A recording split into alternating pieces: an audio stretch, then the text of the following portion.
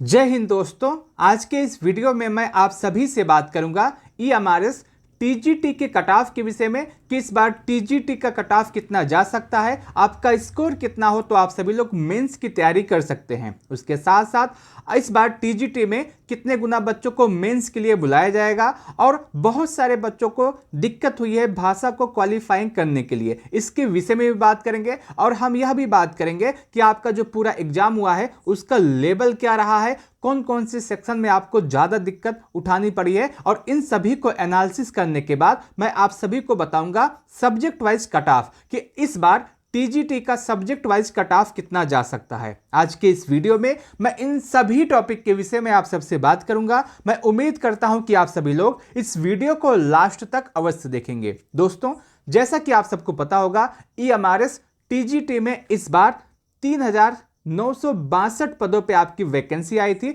और जो आपकी टोटल वैकेंसी है इसका 10 गुना बच्चों को मेंस के लिए बुलाया जाएगा, यानी कि 39,620 बच्चों को इस बार मेंस के लिए बुलाया जाएगा। आप यहां पे देख सकते हैं जो आपका ऑफिशियल नोटिस आया है, इसके माध्यम से आपको बताया जा रहा है कि इस बार टीजीटी में कितने पदों पे वैकेंसी आई है, तो 3,962 पदों पे आपकी वैकेंसी आई है। अब बात करते हैं आपके पेपर के विषय में।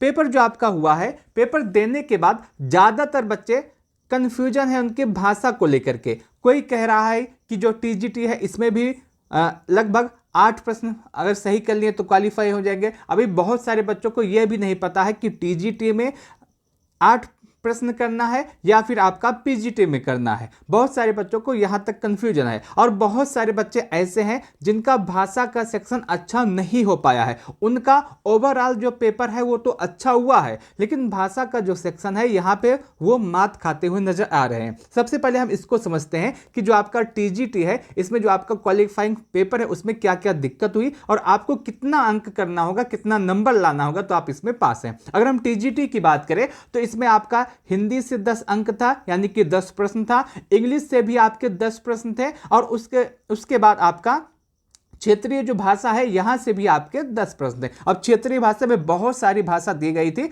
उसमें आपको देख करके जो आपका क्षेत्रीय भाषा है, जो आपका लैंग्वेज है, जो आपको आता है वहां पे आपको सिलेक्ट करना था। और इन तीनों को मिला करके 30 अंक बन रहे थे। कितने?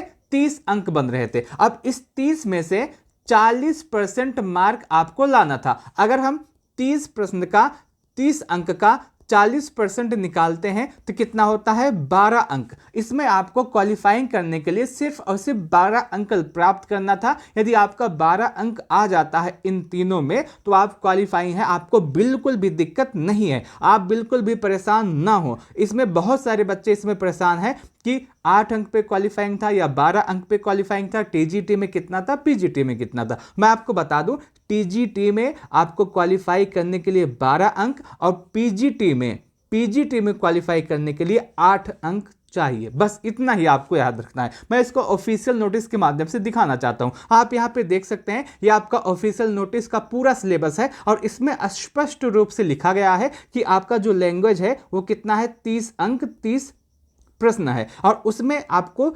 40% मार्क अर्जित करना है। और नंबर की बात करें तो यहां पर फिर लिखा गया है कि 30 नंबर में से आपको 12 अंक प्राप्त करने हैं। यदि आपका 30 अंक में से 12 अंक प्राप्त हुआ है तो आप बिल्कुल भी परेशान ना हो, आप क्वालिफाई हैं।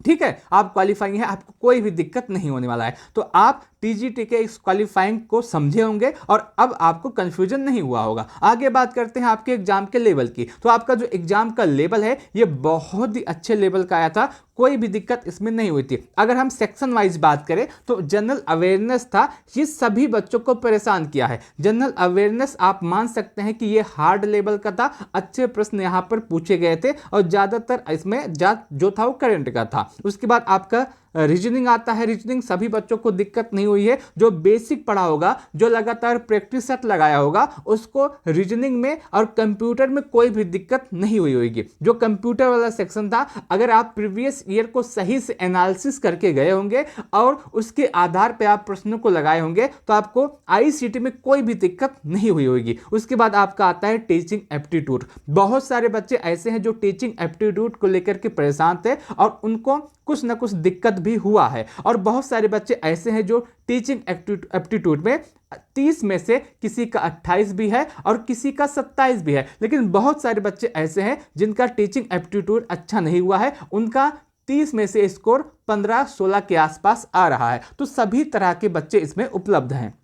आगे बात करते हैं एनईपी की। तो एनईपी की भी अच्छे प्रश्न आए थे। जो बेसिक आता है, आपने कोई भी कोर्स लिया होगा या आपने कहीं से भी पढ़ा होगा, तो उसमें जो की पॉइंट रहता है वहां से सवाल नहीं पूछा गया था, अच्छे सवाल एनईपी में पूछे गए थे। तो आप मान सकते हैं जो आपका ओवरऑल पेपर का लेवल रहा है ये आपका मॉडरेट टू हार्ड रहा है। क्या रहा है? पेपर का लेवल मॉडरेट टू हार्ड रहा है। आप ये भी बात मान के चलिएगा। आगे हम बात करते हैं, इन सभी को एनालिसिस करने के बाद अब आपका कट ऑफ कितना जा सकता है, आपका जो सब्जेक्ट वाइज कट ऑफ है वो कितना होने वाला है। अगर हम सब्जेक्ट वाइज कट ऑफ के विषय में बात करें तो हर सब्जेक्ट का कट ऑफ अलग अलग जाने वाला है और इस बार जो आपका कट ऑफ है ये बहुत अधिक नहीं जाएगा। पिछली बार जैसे आपका कट ऑफ बहुत अधिक गया था, तो इस बार आप परेशान ना हो, इस बार आपका जो कट ऑफ है ये बहुत अधिक नहीं जाने वाला है, क्योंकि पिछली बार एक सीट थी उसके लिए एक ही बच्चों की बुलाया गया था और इस बार आपका जब एक सीट है तो इसका 10 गुना यानी कि 10 बच्चों को एक सीट के लिए बुलाया जाएगा। इसके बाद आपका मेंस भी होगा, तो आपको बिल्कुल भी परेशान नहीं होना है।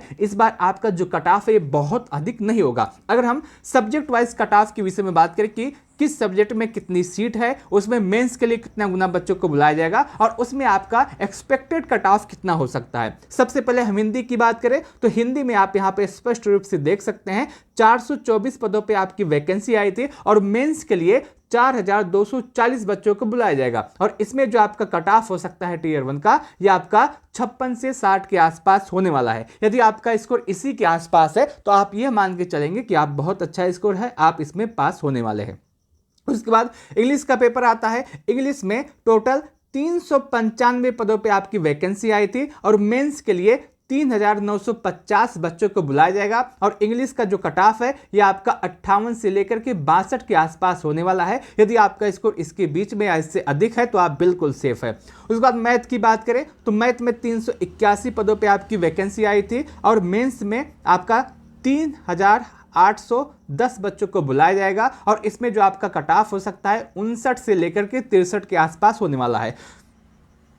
उसके बाद सोशल स्टडीज का आता है, इसमें 392 पदों पे आपकी वैकेंसी आई थी। मेंस में 3920 बच्चों को बुलाया जाएगा और इसमें जो आपका कट ऑफ हो सकता है यह आपका 58 से लेकर के 62 के आसपास होने वाला है। उसके बाद साइंस की बात करें तो साइंस में 408 पदों पे आपकी वैकेंसी आई थी। मेंस में 4080 बच्चों को बुलाया जाएगा और इसमें जो आपका कट ऑफ होगा 57 से लेकर के 61 के आसपास होने वाला है। कंप्यूटर साइंस की बात करें तो 550 पदों पे आपकी वैकेंसी आई थी। मेंस में 5500 बच्चों को बुलाया जाएगा और इसमें जो आपका कट ऑफ हो सकता है 55 से लेकर के 58 के आसपास होने वाला है। ये पूरा आपका कट ऑफ है Hindi, English, math, social studies और साइंस, कंप्यूटर साइंस का। आप इसको देखे होंगे। यदि आपका सब्जेक्ट इनमें से रहा है तो आप कमेंट के माध्यम से जरूर बताइएगा कि आपके अनुसार इस बार कट ऑफ कितना जा सकता है और उसके साथ साथ आप कमेंट में अपना भी स्कोर लिखिएगा कि इस बार जो आपने पेपर दिया है उसमें आपका स्कोर कितना बन रहा है, ये आप कमेंट के माध्यम से बता सकते हैं। उसके साथ साथ मैं आपको बताने चाहता हूं